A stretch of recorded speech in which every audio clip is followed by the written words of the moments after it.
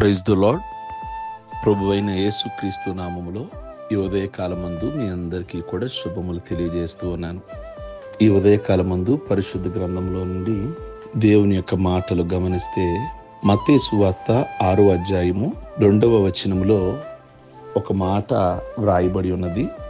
అక్కరలోనున్న వారికి ధర్మం చేయండి అని యేసుక్రీస్తు ప్రభు సెలవిచ్చారు. కొందరు నిజంగా అక్కర్లో ఉండి అవసరాల కోసం యాచిస్తారు. మరికొంతమంది అడుక్కోవడం ఒక వృత్తిగా, ఉద్యోగంగా భావిస్తారు. భిక్షమెత్తి అవసరాలు తీర్చుకునేవారు కొందరు, భిక్షమెత్తి ధనవంతులైన వారు మరికొందరు. అయితే వారి అక్కర కొలది మనం దానం చేయాలని నేర్చుకుంటున్నాము. ఈరోజు ఎవరికి సహాయం చేయాలో, ఎవరికి ఇవ్వకూడదో అర్థం కాని పరిస్థితులు ఉన్నాయి. ఈరోజు కొన్ని సెంటర్లలో, ఒక విజయవాడ బెంచ్ సర్కిల్ అలాంటి చోట అడుక్కునేవాడు చాలామంది, ఎక్కువ మంది అయిపోయారు. అసలు వాళ్ళు నిజంగా అవసరాలలో ఉన్నారా? నిజంగా గాయాలు లేకుండా కట్లు కట్టుకొని అడిగేవాళ్ళు ఎక్కువైపోయారు. అది నిజమైన గాయాలు కాదు, నిజంగా వారి అవసరాల్లో లేరు. చాలామందికి అందులో సొంత ఇళ్ళు ఉన్నాయి, మరి మంచి స్థాయిలో ఉన్నారు. కేవలం వారికి అడుక్కోవడం అనేది ఒక వృత్తిగా అయిపోయింది. అది ఒక ఉద్యోగంలాగా భావిస్తున్నారు. మరి ఆ మధ్యకాలంలో పేపర్లో వేశారు, బొంబాయిలో అనుకుంటా రోజు అడుక్కునే ఒక వ్యక్తి, అతని నెల ఆదాయం ఎంత అంటే దాదాపుగా ₹1,00,00,000 ఎంతో అని వేశారు. అంత మహానగరంలో అతను అనుక్కొని సంపాదిస్తున్నాడు.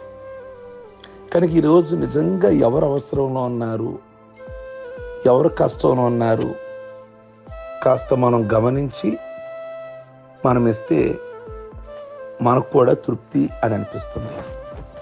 ప్రియమైనటువంటి దేవుని బిడ్డలారా, మహాజ్ఞాని అయిన సొలొమోను దయాదృష్టి గలవాడు తన ఆహారంలో కొంత దరిద్రునికి ఇచ్చును అని సామెతలు 22:9 వ్రాస్తాడు. అలాగే అపోస్తలుల కార్యంలో కూడా ఒక మాట ఉంది, పుచ్చుకుంట కంటే ఇచ్చుట ధన్యత అని అక్కడ వ్రాయబడి ఉన్నది. ఎవరైతే ఒక సోదరుడు కానీ సోదరి కానీ నిజంగా కష్టంలో ఉన్నారు, నిజంగా వాళ్ళు బట్టలు లేవు, లేదా ఆ రోజుకి ఆహారం లేదు అని అనుకుంటే వారికి భోజనం పెట్టండి, వారికి వస్త్రాలు ఇవ్వండి, మీ దగ్గర ఉన్న వస్త్రాలు తీసి ఇవ్వండి. అది నిజంగా చాలా సంతృప్తినిస్తుంది. ప్రియమైన దేవుని బిడ్డలారా, అలాంటి అవసరాల్లో ఉన్న వాళ్ళకి, అలాంటి కష్టంలో ఉన్న వారికి మనం ఉచితమైన సలహాలు ఇచ్చి, ఆ యాకోబు పత్రికలో చెప్తాడు కదా, మీరు వెళ్ళి చలి కాచుకోండి, తృప్తిగా తిని వెళ్ళండి అని చెప్తే ఏం ప్రయోజనం? వాళ్ళు నీ దగ్గరికి ఆహారం కోసం వచ్చారు, లేక వస్త్రం కోసం వచ్చారు, ఆపదలో ఉన్నారు, ఒక ₹100 కోసం వచ్చారు. అటువంటి వాళ్ళకి ఉంటే ఇవ్వాలి, లేకపోతే లేదు. వేరే విధంగా వెళ్ళు, చలి కాచుకో, వెళ్ళి ఆకలి తీర్చుకో అంటే ఆ మాటలు మృతమైనవి కదా అంటాడు. క్రియలు లేని విశ్వాసము. కనుక నువ్వు చేసే భక్తిలో క్రియలు ఉండాలి, కేవలం చెప్పటం కాదు. ఆచరణలో కూడా ఎవరైనా ఆపదలో ఉంటే మనం సహాయము చేయూతనంత అందించవలసిన వారమని. ప్రియ దేవుని బిడ్డలారా, ఈరోజు ఎవరైనా హాస్పిటల్లో ఉన్నారు, చూపించుకోలేని పరిస్థితులు ఉన్నారు, మనకు తెలిసినటువంటి ఆ పరిచయస్తులోని మనం వెళ్ళి కొంత మనకు కలిగిన దానిలో, ఎక్కువగా మనకు కాదు, కొద్దిగా మనం వాళ్ళకి సహాయం చేసి ఈ 500 ఉంచండి, వాళ్ళకి దేనికైనా వైద్యానికి ఉపయోగపడతాయి కదా. అలా చేస్తే ఎంత బాగుంటుంది అసలు. కేవలం మనం పెళ్ళికి వెళ్ళి చదివించడం నేర్చుకున్నాం, అదొక్కడి మాత్రం చదివిస్తాము. కష్టంలో ఉన్న వారికి, లేదా ఒక వ్యక్తి చనిపోయాడు, వాళ్ళు కష్టంలో ఉన్నారు, చాలా కష్టంలో ఉన్నారు. పెళ్ళికి వెళ్ళి చదివించినట్టుగా ఆ ఆపదలో ఉండి, కష్టంలో ఉండి ఎవరైతే ఉన్నారో చనిపోయిన వ్యక్తికి వెళ్ళి ఒక 500 1000 ఇవ్వండి. నిజంగా వారి అవసరాలు ఎన్ని తీర్చబడతాయి. వారి కష్టంలో గనక మీరు నిలబడితే అది దేవునికి ఆనందము, మనకు కూడా ఆనందం. అలాంటి అవసరాలు గమనించి మనం తీర్చాలి.